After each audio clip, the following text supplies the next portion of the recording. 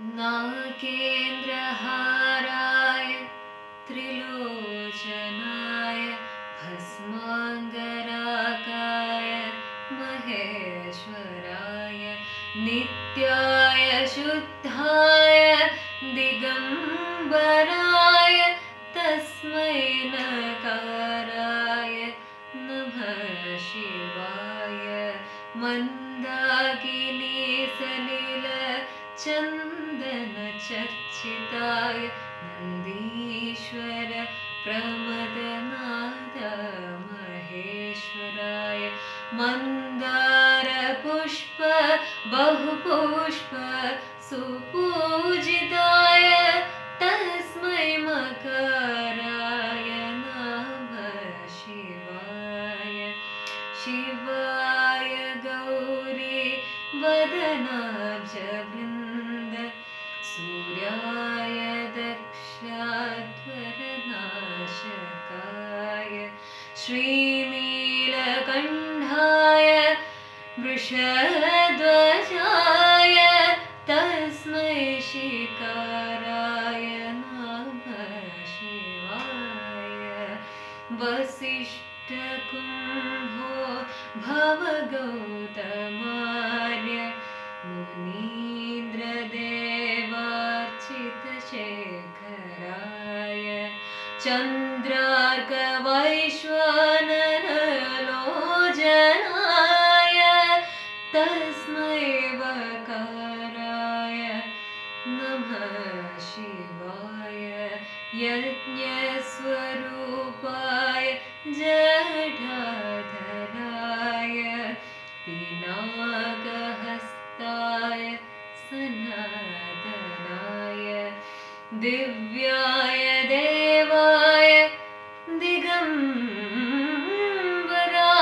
तस्मै यकाराय नमः शिवाय नमः शिवाय नमः शिवाय नमः शिवाय नमः शिवाय।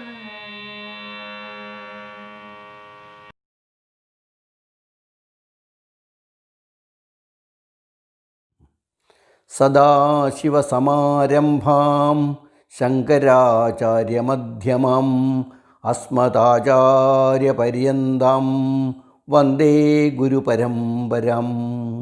സഹൃദയരെ, എല്ലാവർക്കും നമസ്കാരം.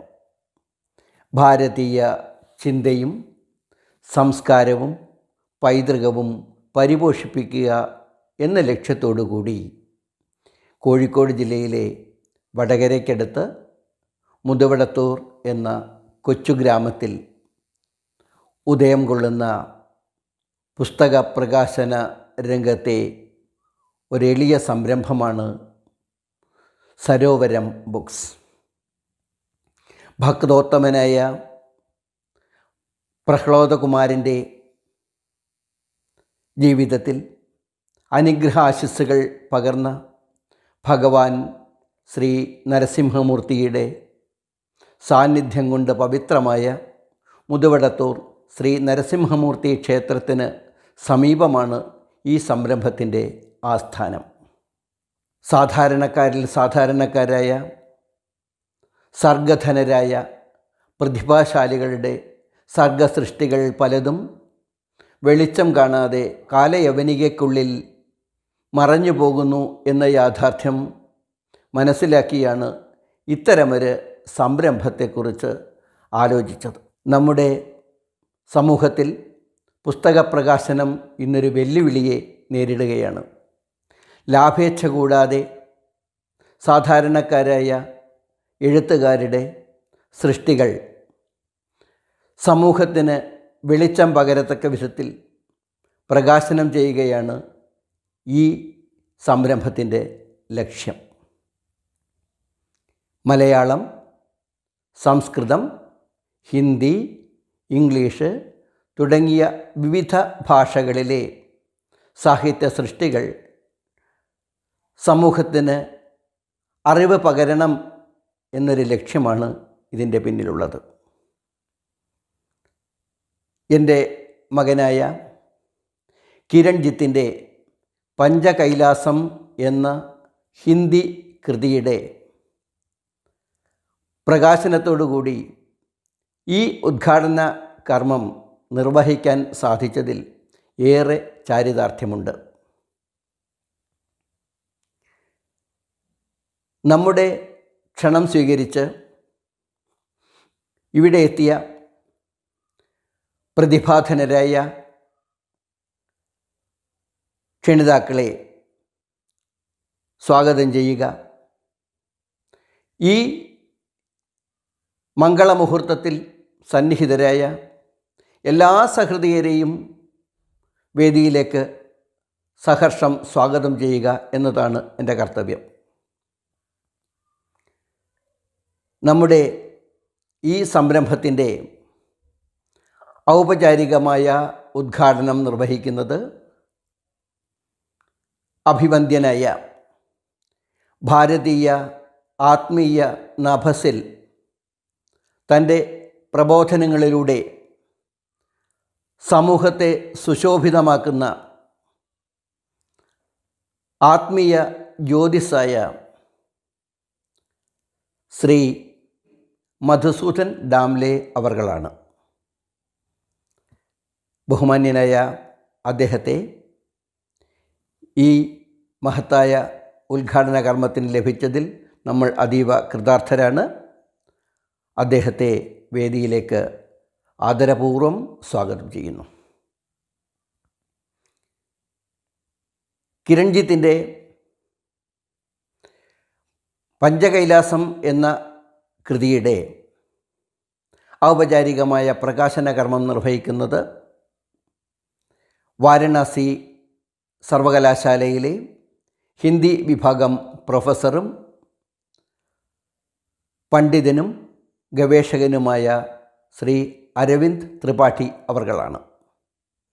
അദ്ദേഹത്തെയും ബഹുമാനപുരസ്സരം ഈ വേദിയിലേക്ക് സ്വാഗതം ചെയ്യുന്നു. പഞ്ചകൈലാസം എന്ന കൃതി സദസ്സിനെ പരിചയപ്പെടുത്തുന്നത് സംസ്കൃതം, ഹിന്ദി ഭാഷകളിലെ പണ്ഡിതനും ഗവേഷകനും അധ്യാപകനുമായ നീരജ് ജെയിൻ അവർകളാണ്. അദ്ദേഹത്തെയും ഈ വേദിയിലേക്ക് സന്തോഷപൂർവ്വം സ്വാഗതം ചെയ്യുന്നു.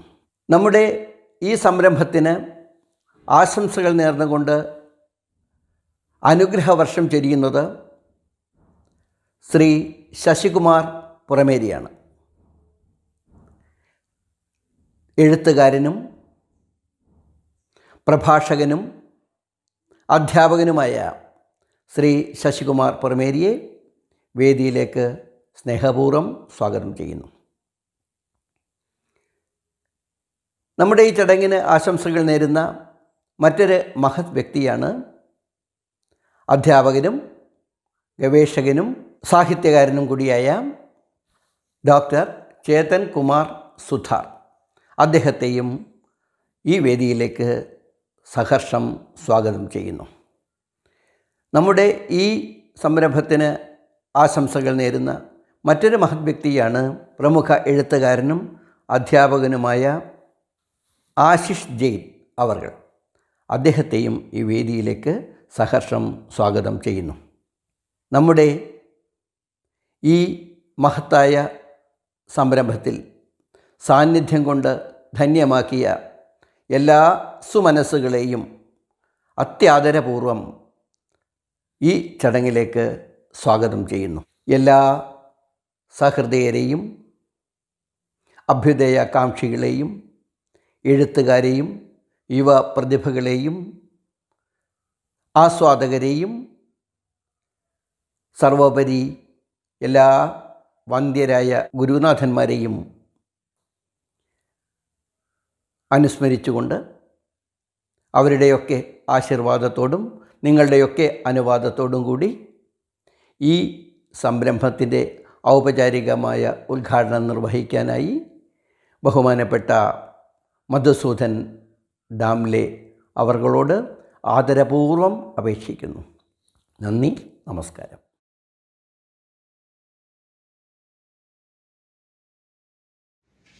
उपस्थित सभी महानुभावों का मैं स्वागत करता हूँ। आज का दिन मेरे लिए भी बहुत आनंद का दिन है।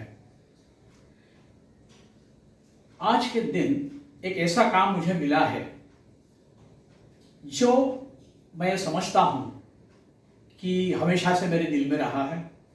मैं हमेशा उस मार्ग पर चला हूँ और आज इस संस्था की तरफ से जो कार्य मुझे दिया गया है वो आज आनंद का दिन है।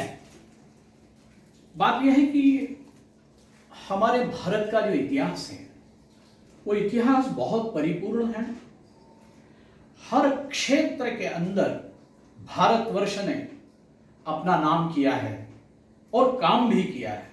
ऐसा कोई क्षेत्र नहीं है भारतवर्ष में कि जिसके ऊपर अध्ययन नहीं हुआ है, प्रयोग नहीं हुए हैं।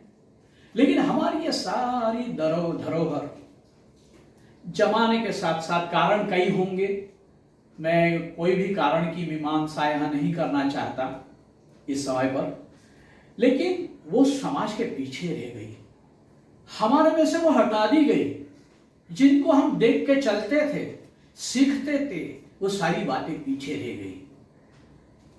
कारण अनेक है, लेकिन मेरा ऐसा मानना है कि जिस देश का इतिहास नहीं है उसका वर्तमान भी नहीं है और भविष्य भी नहीं है। लेकिन ईश्वर की कृपा से, निस्सीम कृपा से भारतवर्ष में ये ईश्वरीय कार्य सालों से चल रहा है। हमारी धरोहर है, वो हमें मालूम होना चाहिए। कई बार हमारे बुजुर्ग हमें बताते हैं, लेकिन नई पीढ़ी को उसे आत्मसात करना बड़ा कठिन होता है। तो मन में हमेशा आता था कि भाई कोई युवा इसके लिए आ गया है। जितने युवा हिंदुस्तान में अभी है, देख रहा हूं कि वो धीरे धीरे अपनी भारत की धरोहर को समझ रहे हैं और उनके मुख से वो युवाओं से बात कर रहे हैं। गीता है, महाभारत है, रामायण है, ये सारे ग्रंथ है और इनमें से हमारा जो समाज है कैसा बढ़ता आया, कैसे समाज की व्यवस्था थी, कैसे राजा थे, क्या चलता था, ये सारा उसके अंदर अगर हमने आत्मसात किया।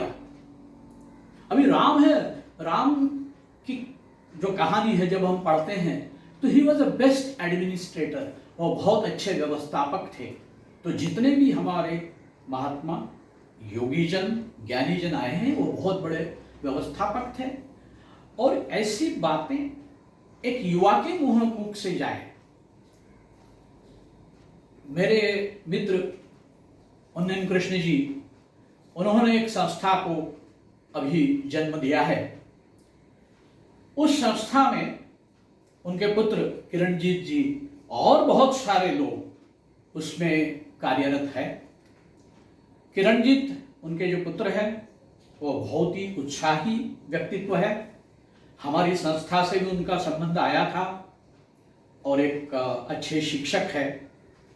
पिताजी से उन्होंने ये सारी बातें ली है और अन्य गुरुजनों से, ये मेरा पूरा विश्वास है।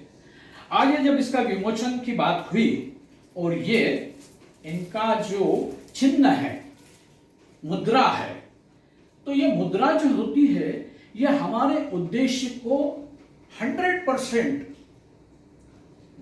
दुनिया के सामने लाती है। मुद्रा ही जैसे शिव मुद्रा थी, हर मुद्रा में एक मुद्रांकित, यानी उनका पूरा विचार उस मुद्रा में आया है। ये जब मुद्रा मेरे सामने आई तो इसका विमोचन तो करना है। मैं पहले आपको इसका विमोचन करके आपको दिखाता हूं। इसका नाम है सरोवर। देखिए इस सरोवर के अंदर एक हंस बहुत ही भय रहित होकर और बड़े उत्साह से उसमें वो विहार कर रहा है। उसे किसी बात की चिंता नहीं है। ये सरोवर जो है ये ज्ञान का सरोवर है। अब इसकी एक बात बताऊं कि जब किरणजीत ने मुझे ये चित्र दिखाया तो मेरे बचपन की एक कहानी मुझे याद आई।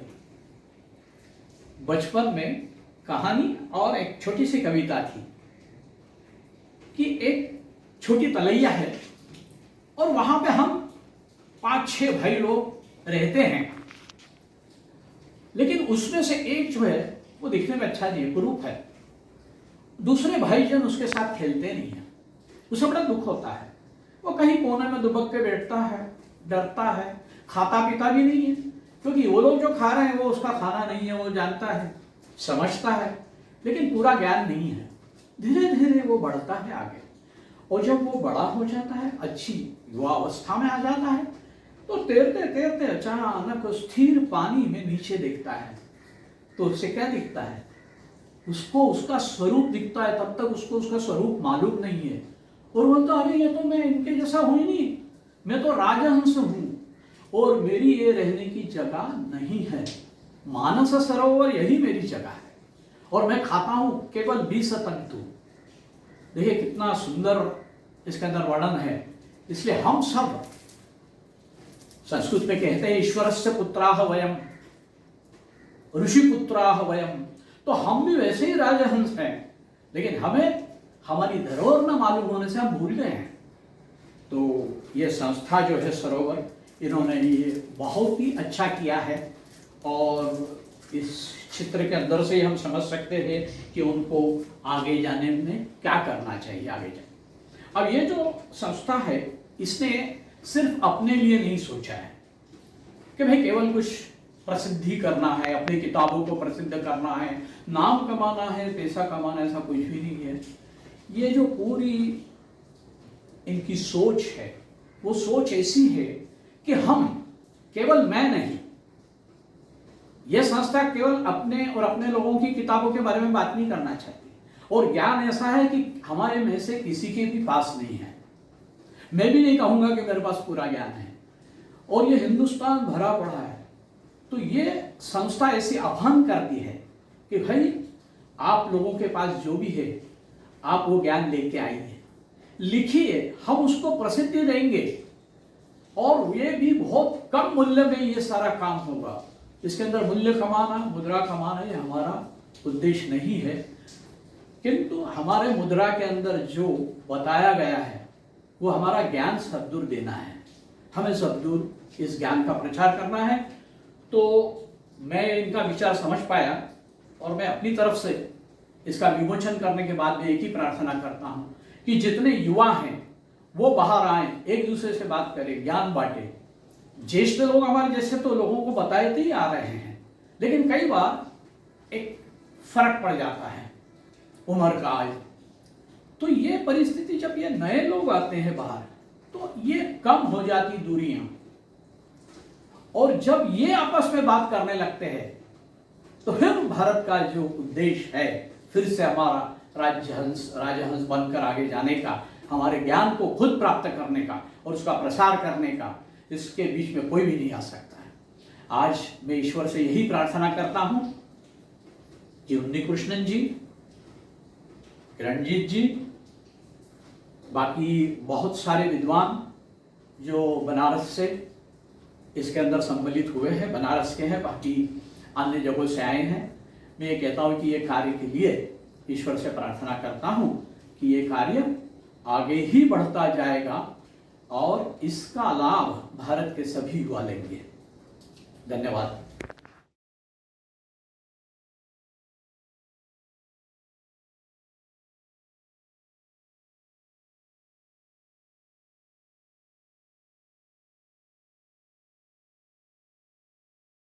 करोति वाचालं पंगुं लंघयते गिरिं यत्कृपातमहं वन्दे परमानंद माधवम।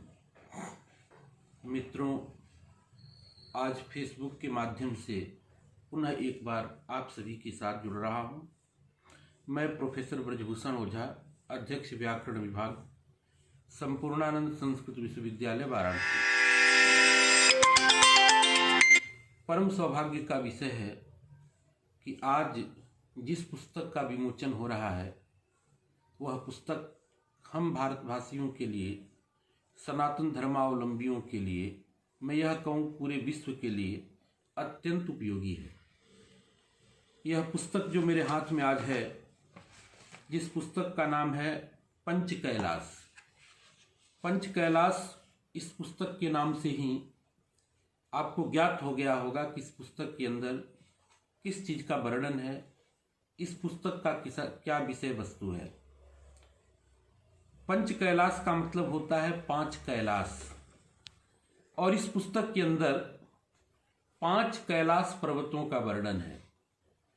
जैसा आप जानते हैं कि हमारे देश भारत और नेपाल से जुड़ा हुआ जो यह पर्वत है हिमालय, हम सब के लिए बहुत ही आदरणीय पूजनीय है। इस हिमालय की पूजा सदियों से हम सभी करते आ रहे हैं। ये हिमालय देवी देवताओं का स्थान है, जड़ी बूटियों और औषधियों का स्थान है। इसलिए हिमालय और भी हिमालय हमारे यहाँ जो मुख्य नदियाँ हैं उन नदियों का कहीं ना कहीं उद्गम स्थान भी है। और इसी हिमालय के अंदर कैलाश मानसरोवर भी आता है, ये हम सभी जानते हैं, जो हम सभी का एक तीर्थ स्थान है। लेखक ने इस ग्रंथ के जो लेखक हैं, इस पुस्तक के लेखक हैं, जिनके विषय में आज मैंने अभी पढ़ते समय देखा, श्री किरणजीत यू शर्मा, ये मूलतः केरल के हैं और केरल के होते हुए भी इन्होंने हिंदी भाषा में इसको लिखा है और बहुत ही रोचक तरीके से, बड़े ही मनोरम तरीके से ये पुस्तक लिखा गया है। और जैसा कि हमने पीछे चर्चा किया कि हिमालय का भाग जो कैलाश मानसरोवर है उसके विषय में वर्णन करते हुए अन्य 4 कैलाश पर्वतों का भी वर्णन इसमें किया गया है, जो सामान्यतः हम कैलाश मानसरोवर, आदि कैलाश, इन 2 पर्वत श्रृंखलाओं के विषय में हम जानते हैं। लेकिन अन्य जो 3 कैलाश हैं उन 3 कैलाशों के विषय में प्रायः हमको जानकारी नहीं रहती है। लेकिन इस पुस्तक को पढ़ने से हिमालय की महत्ता के साथ साथ हिमालय के भागभूत जो 5 कैलाश हैं उन 5 कैलाशों से हम अवगत हो सकते हैं। मैं देखूं इस पुस्तक के अंदर धार्मिकता है, आध्यात्मिकता है, भौगोलिकता है और साथ साथ हमारे जो हिमालय के अंदर तीर्थ हैं उन तीर्थों का भी वर्णन है। और हिमालय का वर्णन आज से शुरू नहीं है। आप देखेंगे हमारे जो काव्य हैं संस्कृत के, उन संस्कृत काव्यों में हिमालय को देवता के रूप में माना गया है। कवि कालिदास ने कुमार संभव में हिमालय के नाम लेने मात्र से मंगलाचरण किया है। तो ऐसी स्थिति में हिमालय पूज्य है और हम सबके लिए उत्कृष्ट स्थान रखता है। हिमालय हमारी भारतीय संस्कृति का एक प्रतीक चिन्ह है, सनातन धर्मावलंबियों के लिए पूजा स्थान है। इसलिए हम सबको हिमालय और उसके भागभूत जो भूत भावन शंकर का स्थान है कैलाश मानसरोवर, जो अत्यंत दिव्य है, उस कैलाश का शब्द के द्वारा हमको दर्शन करना हो तो निश्चित रूप से इस ग्रंथ को पढ़ना पड़ेगा। शब्द के माध्यम से ही, वाक्य रचना के माध्यम से ही लेखक ने बहुत ही अच्छे तरीके से 5 कैलाशों का ज्ञान कराया है। इसलिए हम सभी, विशेष करके बाबा विश्वनाथ, अन्नपूर्णा की नगरी काशी है, यहाँ पर बैठ करके मैं बहुत बहुत साधुवाद देता हूँ कि लेखक ने इतने श्रम से, इतने प्रामाणिक रूप से इन पर्वत श्रृंखलाओं का वर्णन किया है। यह पुस्तक हम सबके लिए, आप सबके लिए अत्यंत उपयोगी है। और पुस्तक रचना जो होती है वो कई प्रकार की होती है। कई पुस्तकें तो ऐसे होती हैं जो 1 वर्ष, 2 वर्ष, 6 महीना, साल भर, या कुछ तो केवल लोकार्पण के लिए होती है, जिनका भविष्य बहुत नहीं होता है। लेकिन मैं मानता हूँ कि यह पुस्तक कालजयी है, ये हमेशा पुस्तक बनी रहेगी और जो भी पाठक इसको सुनेगा, समझेगा, वो निश्चित रूप से इस पुस्तक को प्रसारित करेगा और इसको पढ़ेगा। ज्ञान वर्धन के लिए केवल नहीं है, ये लौकिक ज्ञान के लिए केवल नहीं है, इस पुस्तक से पारलौकिक ज्ञान हो सकता है, हर प्रकार की सिद्धियां हो सकती हैं। इसलिए इस महनीय ग्रंथ के, महनीय पुस्तक के जो लेखक हैं मित्रवर श्री किरणजीत यू शर्मा, जो कि केंद्रीय विद्यालय में मुख्य अध्यापक के रूप में कार्य कर चुके हैं, और मैं समझता हूँ इनकी मुख्य भाषा केरल की भाषा रही है, और फिर भी इन्होंने हिंदी में इसका अनुवाद किया, इस ग्रंथ का लेखन किया। ये हम सब हिंदी भाषियों के लिए भी गौरव की बात है, श्लाघा की बात है। इसलिए लेखक को पुनः एक बार मैं धन्यवाद देता हूँ। साथ ही बाबा विश्वनाथ, माता अन्नपूर्णा, संकट मोचन, भगवती दुर्गा, इन सबसे प्रार्थना करता हूँ कि लेखक का यशोवर्धन हो, इस पुस्तक का प्रचार प्रसार हो, और साथ ही सनातन धर्म का भी प्रचार प्रसार हो। जय तु भारतम, जय तु संस्कृतम। पुस्तक का आकार आप सभी देख सकते हैं।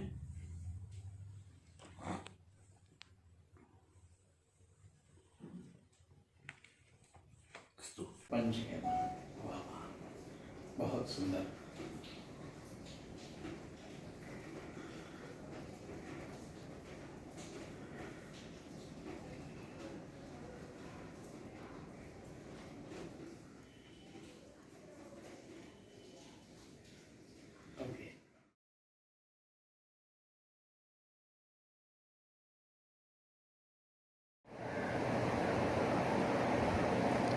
पुस्तक पंच कैलाश लेखक की स्वतंत्र रचना है, जो कि हिंदी भाषा में विरचित है। पुस्तक का प्रारंभ होता है संस्कृत साहित्य के प्रसिद्ध महाकाव्य कुमार संभवम के प्रथम श्लोक से।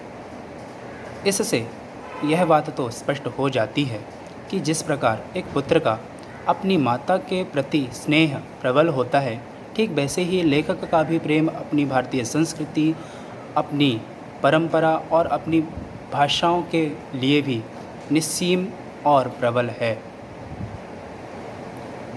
पुस्तक में कुल 7 विभाग हैं, जिसमें प्रथम विभाग हिमालय पर्वत की महिमा को प्रस्तुत करता है। दूसरे विभाग में 5 कैलाशों की संक्षिप्त रूपरेखा प्रस्तुत की गई है। तीसरे विभाग से लेकर अंतिम विभाग तक 5 कैलाशों का बहुत ही मनोहारी और विस्तृत वर्णन किया गया है। सहज और सरल भाषा शैली लेखक की विशेषता है। पुस्तक में सर्वत्र स्वाभाविक और सरल विवरणात्मक शैली, जो कि पाठकों को यात्रा के प्रारंभ से लेकर यात्रा संपन्न होने तक पुस्तक से जोड़े रखता है। केवल यही नहीं, पुस्तक में लेखक ने कई प्राकृतिक दृश्यों का बहुत ही मनोहारी विवरण प्रस्तुत किया है, जो कि अन्यत्र देखने को नहीं मिलता है। साहित्यिक भाषा के साथ साथ देशज शब्दों का तालमेल अतुलनीय है, जो कि पाठक को पुस्तक से और यात्रा से हमेशा जोड़े रखता है। पढ़ते समय पाठक कभी व्याकुल नहीं होगा और पाठक उस यात्रा को जीवंत मानकर उसमें प्रतिभाग करता है। पुस्तक पढ़ने के लिए वह हमेशा लालायित रहता है कि हम कह सकते हैं कि पुस्तक में स्वाभाविकता इतनी चरम सीमा तक पहुंच जाती है कि पाठक उस कथानक को जीने लगता है। अगर हम संक्षिप्त में कहें तो पुस्तक में ना सिर्फ आध्यात्मिकता का वर्णन किया गया है, आध्यात्मिकता का वर्णन किया तो गया है, लेकिन अगर हम सिर्फ ये कहें कि केवल आध्यात्मिकता का वर्णन किया गया है तो ये ठीक नहीं होगा। पुस्तक में आध्यात्मिकता का वर्णन करने के साथ साथ लेखक ने कई साहित्यिक, सामाजिक, ऐतिहासिक और पारंपरिक विविधताओं का भी समावेश इस पुस्तक में किया है। पुस्तक में इतनी जीवंतता और सरलता है कि पुस्तक एक लेख की तरह नहीं लगती है। पाठक उस पुस्तक को पढ़ता है और जीता है और वास्तविक यात्रा का आनंद भी लेता है। जो भी भक्त शारीरिक रूप से अक्षम हैं और यात्रा को संपन्न नहीं कर सकते हैं, तो इस पुस्तक के माध्यम से वे पांचों कैलाशों की सुंदर और सुखद यात्रा का घर बैठे आनंद ले सकते हैं। धन्यवाद।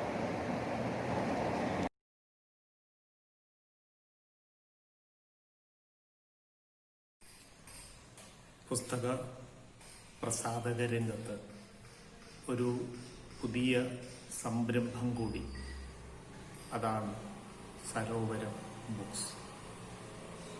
അതിൻ്റെ ഔപചാരികമായ ഉദ്ഘാടനം നടക്കുന്ന ദിവസമാണ് ഇന്ന്. സരോവരം ബുക്സ് പുറത്തിറക്കുന്ന ആദ്യത്തെ പുസ്തകം കിരൺജിത്തിൻ്റെ കൈലാസത്തെക്കുറിച്ചുള്ള ഒരു പുസ്തകമാണ്. അത് ഇറങ്ങുന്നതാകട്ടെ ഹിന്ദിയിലും. കൈലാസം എന്നത് ഇന്ത്യയിലെ പ്രാചീന കവികളെ സംബന്ധിച്ചിടത്തോളം ഉറവ പറ്റാത്ത ഒരു സർഗാത്മകതയുടെ പ്രതീകമാണ്. അത്രയേറെ കാവ്യങ്ങളും കഥകളും ഈ കൈലാസത്തിൻ്റെ പശ്ചാത്തലത്തിലുണ്ടായിട്ടുണ്ട്. കൈലാസത്തിൻ്റെ പല സ്ഥലങ്ങളും അതിലൂടെ സഞ്ചരിക്കാനുള്ള അവസരം കിട്ടിയ ഒരാളാണ് ഞാൻ. വളരെയേറെ സന്തോഷം തോന്നും നമുക്ക് അതിൻ്റെ അടുത്തുകൂടി അതിനെ സ്പർശിച്ചുകൊണ്ട് നടക്കുമ്പോൾ. ഏതായാലും ഈ കൈലാസത്തെക്കുറിച്ചുള്ള ഈ പുസ്തകം നമ്മൾ മലയാളത്തിലേക്ക് പ്രതീക്ഷിക്കുകയാണ്. അതെത്രയും പെട്ടെന്ന് ഉണ്ടാകും എന്നാണ് നമ്മൾ വിചാരിക്കുന്നത്. ഏതായാലും ഈ പുസ്തക പ്രകാശനത്തോടൊപ്പം ഈ പ്രസാധക സംഘത്തിൻ്റെ ഉദ്ഘാടനവും നിർവഹിക്കുന്ന ഈ ചടങ്ങിൽ രണ്ടു വാക്ക് സംസാരിക്കാൻ അവസരം കിട്ടിയതിൽ വളരെയേറെ സന്തോഷമുണ്ട്. ഇനിയും ഈ മേഖലയിൽ ഒരുപാട് പുസ്തകങ്ങൾ ഉണ്ടാകട്ടെ എന്ന് നമുക്ക് ആഗ്രഹിക്കാം. നന്ദി. ഒരായിരം.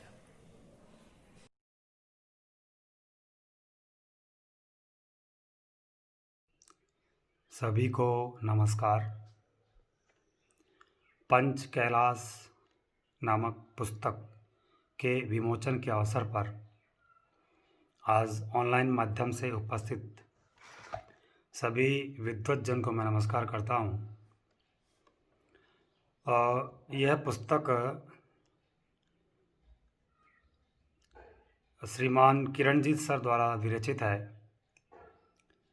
जो कि नाम के अनुसार ही ज्ञात है कि पंच कैलाश नाम रखा गया है इसका।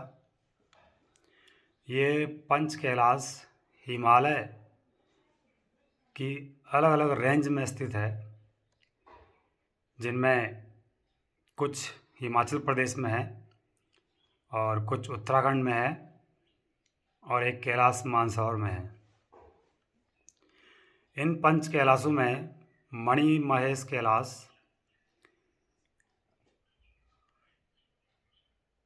आदि कैलाश, कैलाश मानसरोवर, श्रीखंड कैलाश और किन्नर कैलाश, इस तरह से इनका विभिन्न तरह से अध्ययन करके हमारे श्रीमान श्रीयुत किरणजीत सर द्वारा यह पुस्तक विरचित है।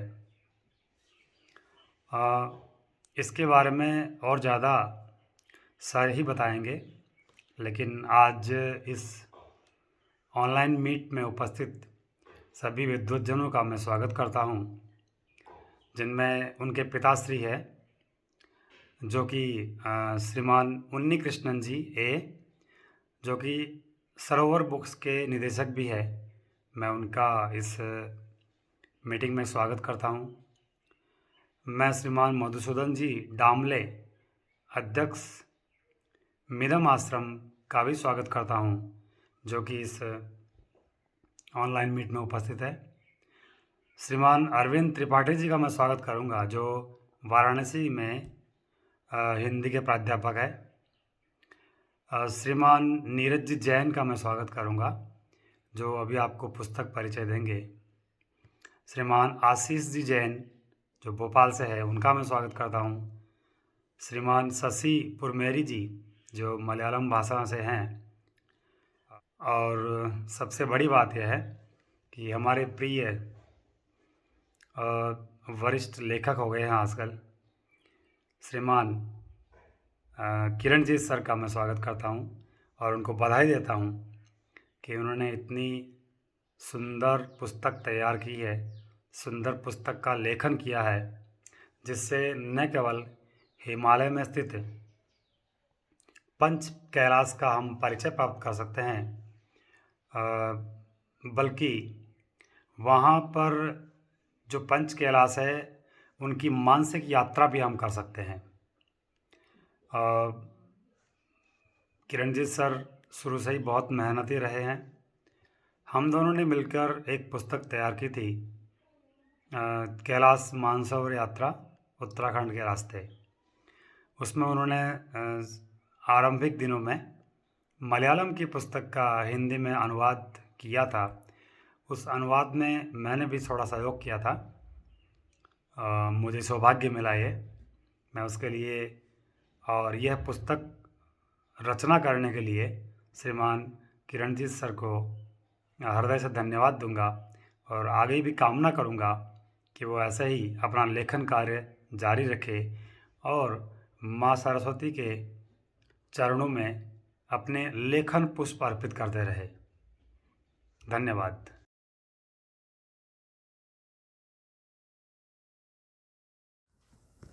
आयोजन से जुड़े समस्त विद्वत वर्ग, सुधीजन, पाठकजन को मेरा नमस्कार।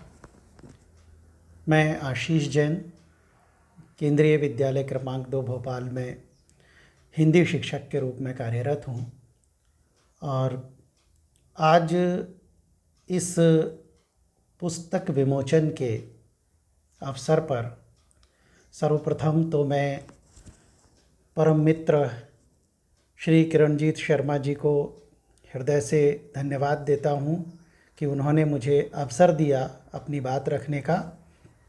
इसके साथ ही इस सुंदर रचना के लिए उन्हें बहुत बहुत बधाई देता हूँ।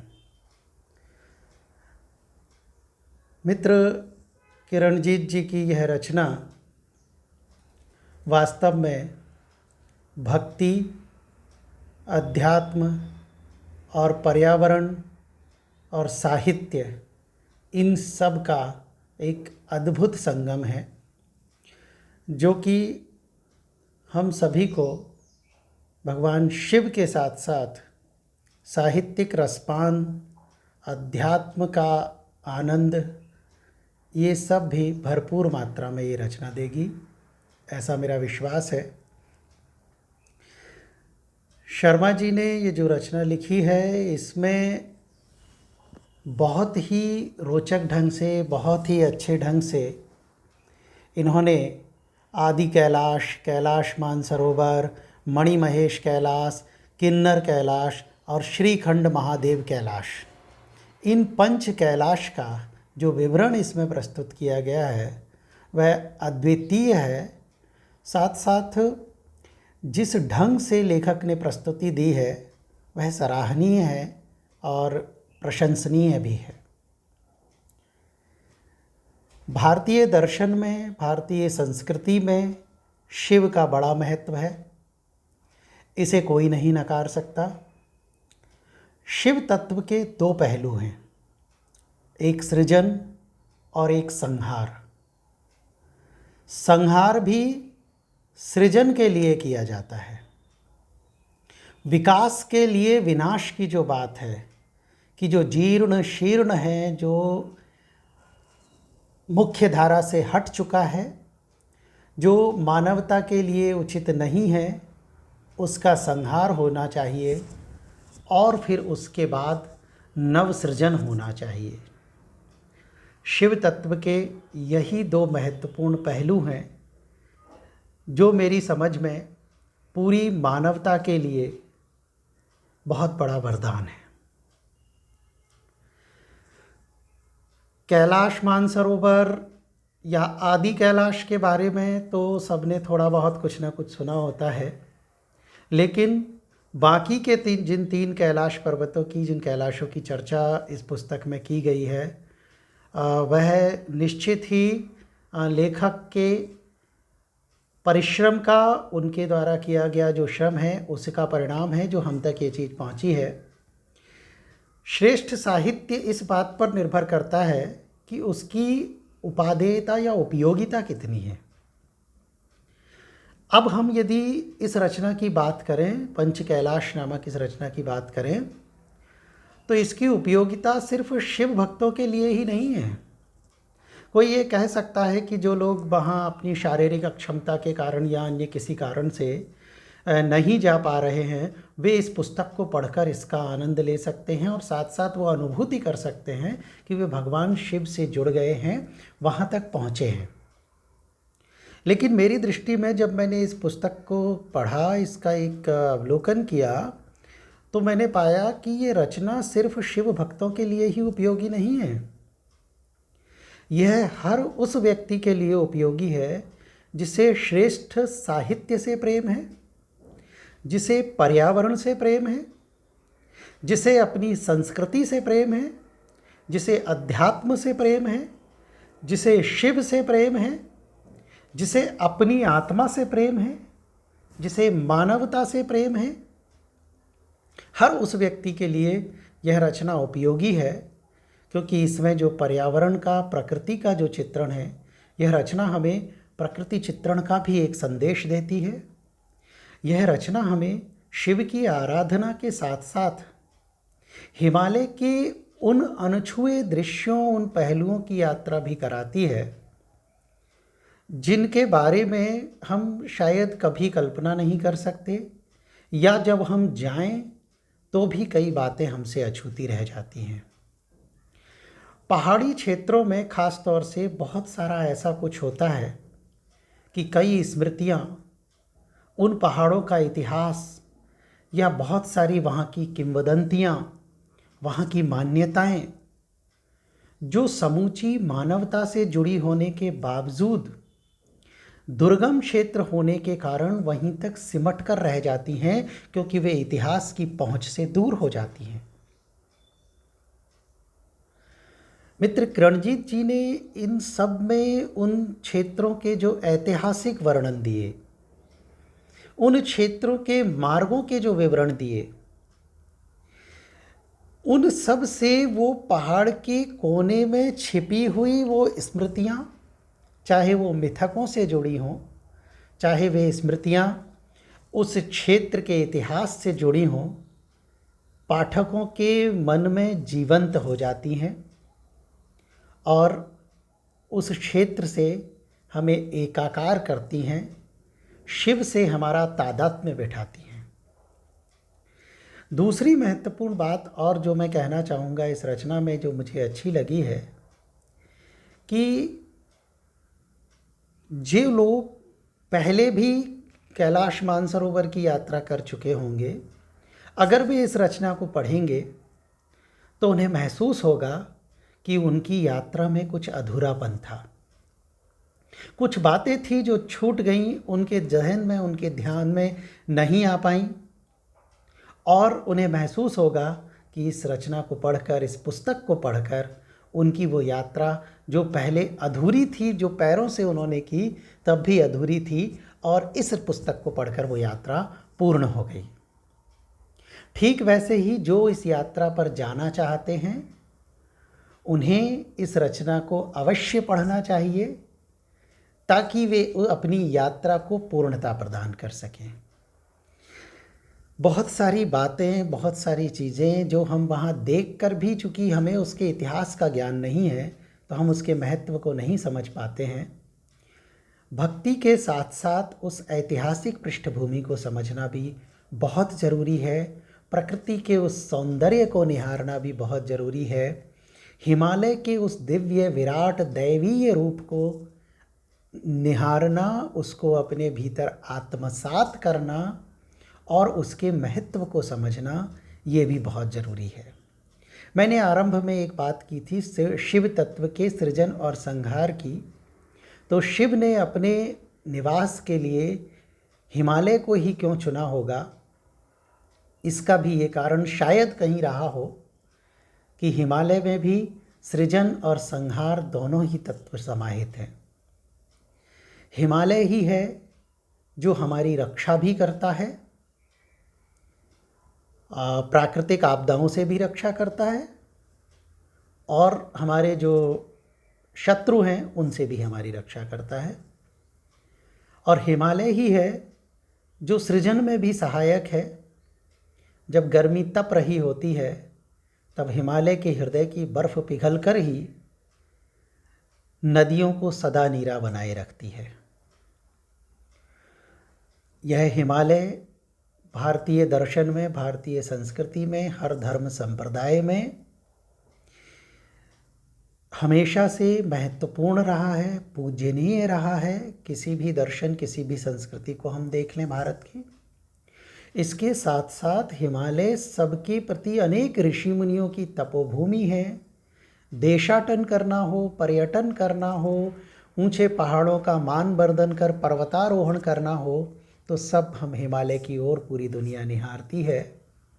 और हिमालय को, पंच कैलाश को, भगवान शिव के दर्शन को, भारतीय संस्कृति को समझने की एक नई दृष्टि हमें यह पुस्तक देती है। और इस श्रेष्ठ कृति के लिए मैं किरणजीत शर्मा जी को एक बार पुनः हृदय से बधाई देता हूँ और मुझे अपनी बात रखने का अवसर देने के लिए बहुत बहुत आभार व्यक्त करता हूँ। और आप सभी दर्शकों और श्रोताओं का भी हृदय से आभारी हूँ कि आपने मुझे इतने धैर्यपूर्वक सुना। बहुत बहुत धन्यवाद, बहुत बहुत आभार। ओम नमः शिवाय।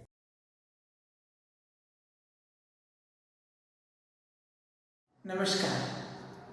सौराष्ट्रे सोमनाथं च श्रीशैले मल्लिकार्जुनम् उज्जयिन्यां महाकालम् ओंकारं ममलेश्वरम् परल्यां वैद्यनाथं च डाकिन्यां भीमाशङ्करम् सेतुबन्धेतु रामेशं नाकेशं दारिकावने वाराणस्यां तु विश्वेशं त्र्यम्बकं गौतमीतटे हिमालये तु केदारं कृष्णेशं शिवालये। सभी को प्रणाम।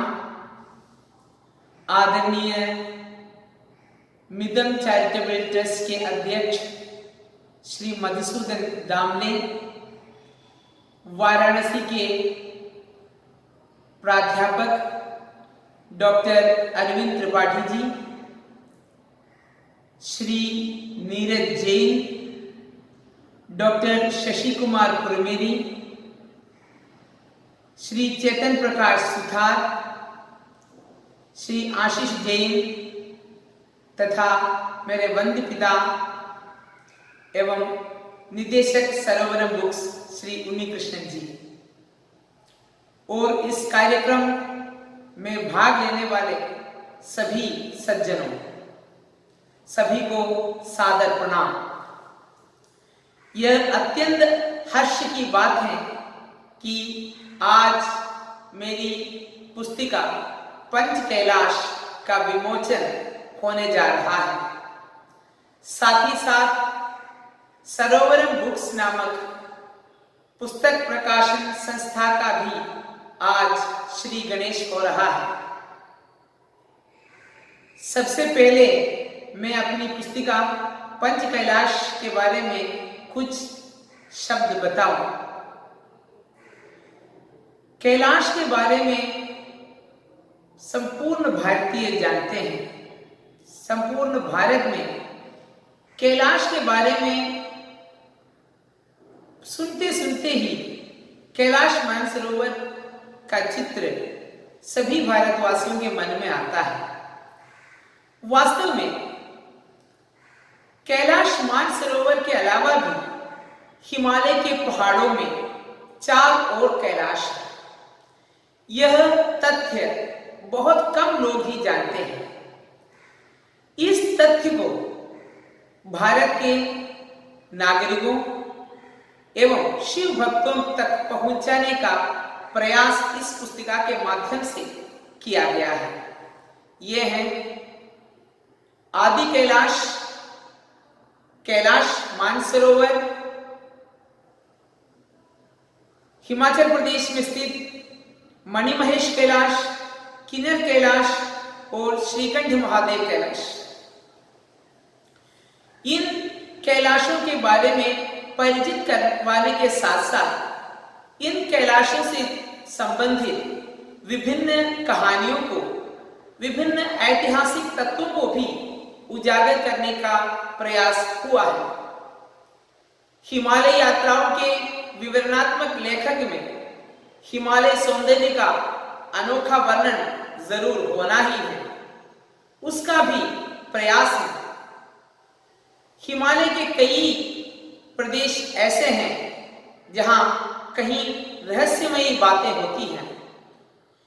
कालिदास जैसे महानुभावों ने अपनी रचनाओं में कैलाश के बारे में विस्तार से कहा है, हिमालय के बारे में भी विस्तार से कहा है।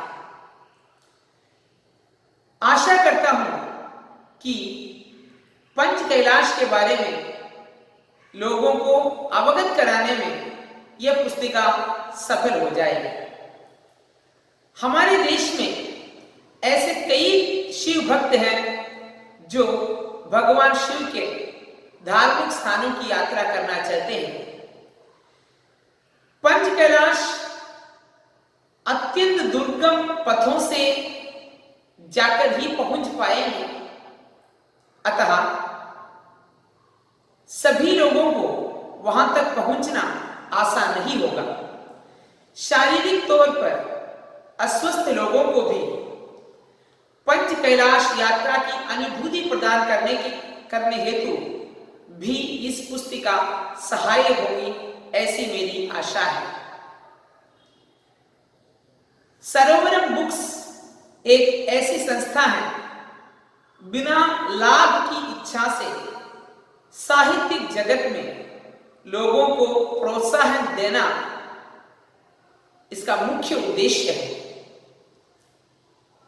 नए नए साहित्यकारों को प्रोत्साहन देने के साथ साथ भारतीय संस्कृति से संबंधित भारतीय इतिहास के कई ऐसे तथ्य जो हमारे सामने अभी तक नहीं आया है, उसको भी उजागर करने का प्रयास हो रहा है। आशा करता हूं कि सरोवरम बुक्स आगे भी कई ऐसी रचनाएं प्रकाशित करेंगे और भारत के साहित्य पथ में एक सुवर्ण तारका के रूप में विद्यमान होगा। आज सरोवरम बुक्स का उद्घाटन आध्यात्मिक चेतना से लोगों को उजागर करने वाले एक महान व्यक्तित्व, मिदम चैरिटेबल ट्रस्ट के अध्यक्ष श्री मधुसूदन दामले के कर कमलों से हुआ है। यह अत्यंत हर्ष की बात है। मैं इस अवसर पर हृदय की अनंत गहराइयों से उनके प्रति आभार व्यक्त करना चाहता हूं। वाराणसी नगरी भगवान शिव की नगरी है। वरुणा और अस्सी नामक गंगा की 2 उपनदियों के बीच बसा 84 घाटों से अनुग्रहित वाराणसी नगरी ज्ञान का प्रकाश दिलाने वाली नगरी भी है। वाराणसी नगरी में कई छात्र छात्राओं को ज्ञान की नई रोशनी प्रदान करने वाले डॉक्टर अरविंद त्रिपाठी जी के कर कमलों से आज मेरी पुस्तिका पंच कैलाश का विमोचन हुआ है। व्यस्त कार्यक्रम के बावजूद भी विमोचन के लिए समय निकालने के लिए डॉक्टर अरविंद त्रिपाठी के प्रति मैं धन्यवाद प्रकट करना चाहता हूं।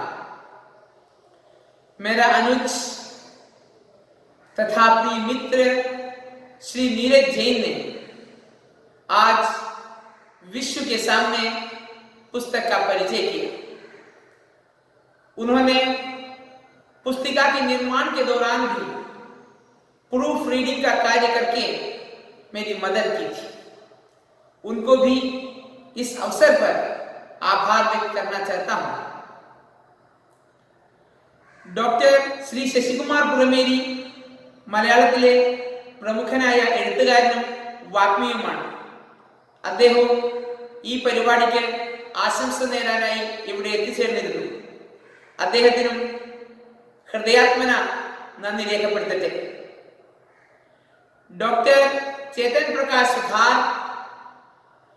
प्रिय मित्र और ज्येष्ठ हैं, जिन्होंने हिंदी साहित्य के प्रति मेरी रुचि को पहचाना और आगे बढ़ाया।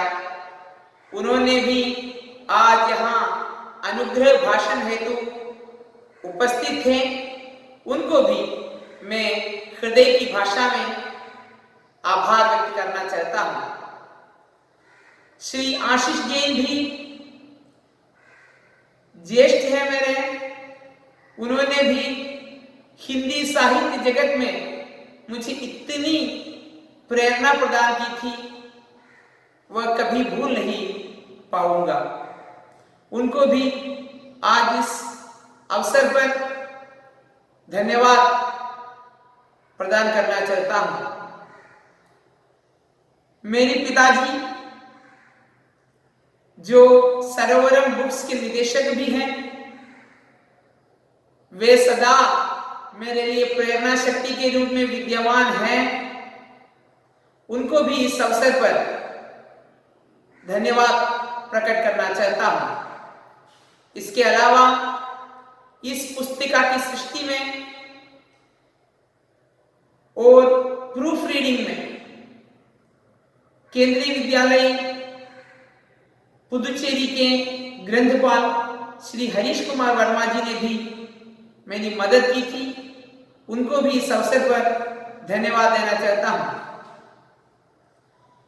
इस पुस्तिका को बहुत सुंदर ढंग से मुद्रण कार्य करने वाले मुंबई के रिप्रो प्रिंटर्स और उसके अधिकारियों को भी मैं इस अवसर पर धन्यवाद प्रकट करना चाहता हूं। इस कार्यक्रम की सफलता हेतु प्रयास करने वाले सभी लोगों को मैं धन्यवाद प्रकट करना चाहता हूं। साथ ही साथ इस कार्यक्रम को सफल बनाने वाले कई दर्शक गण हैं, कई सज्जन हैं, उनको भी मैं हृदय की भाषा में धन्यवाद प्रकट करना चाहता हूं। धन्यवाद।